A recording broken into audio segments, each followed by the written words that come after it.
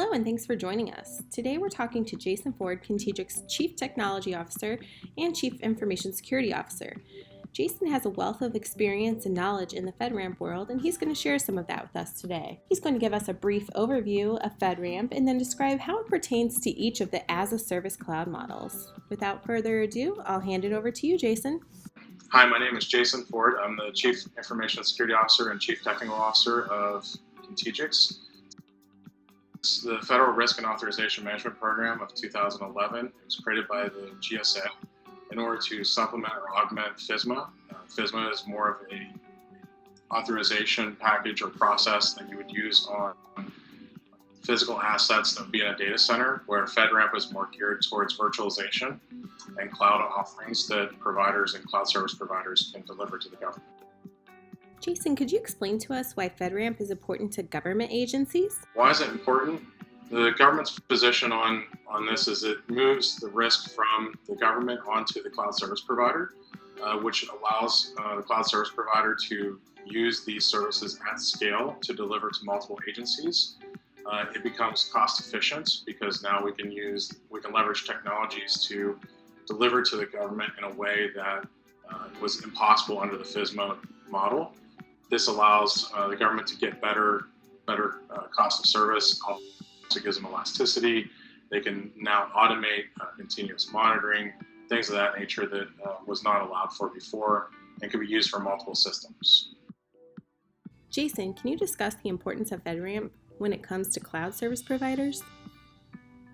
From a service provider's position, it is the cloud first policy that really pushes this forward.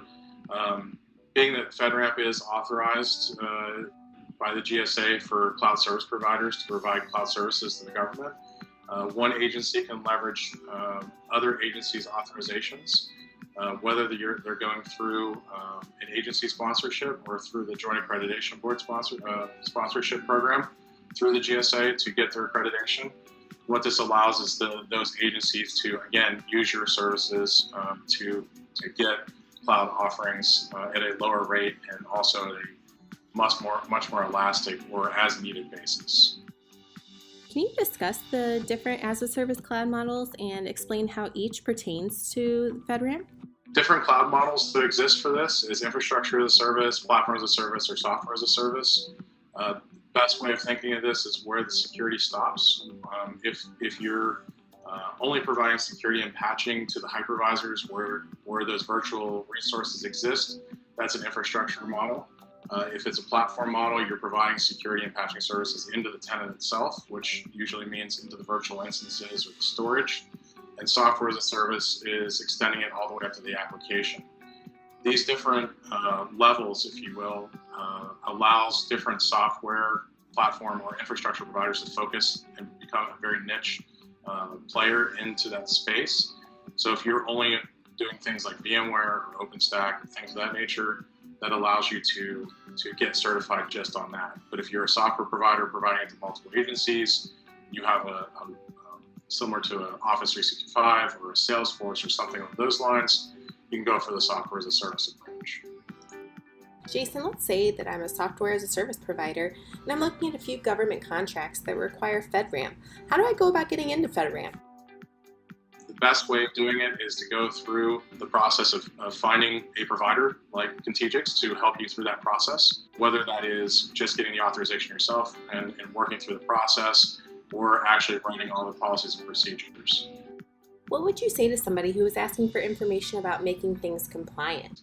There's a lot of control families inside of that. If you're not familiar with NIST 800 control families, that is the baseline of everything. You can also go to fedramp.gov to find more information. You can come to contegix.com. We also have blog posts about that as well. Those are all resources you can use to find out more about this offering. Do you have any tips for us on selecting a FedRAMP cloud service provider? Dedicated solutions depends upon what kind of security you're looking for. Support is crucial.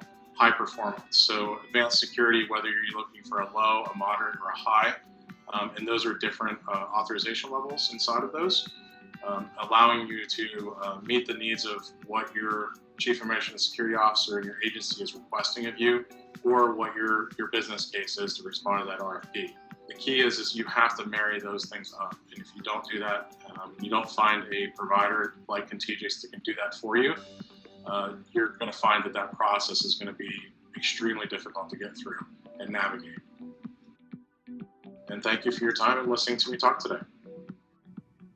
Well, that wraps it up for us here today. Thank you so much, Jason. That was a great explanation, very insightful. If anybody would like to continue this discussion, you can reach out to Jason at our website, contegix.com.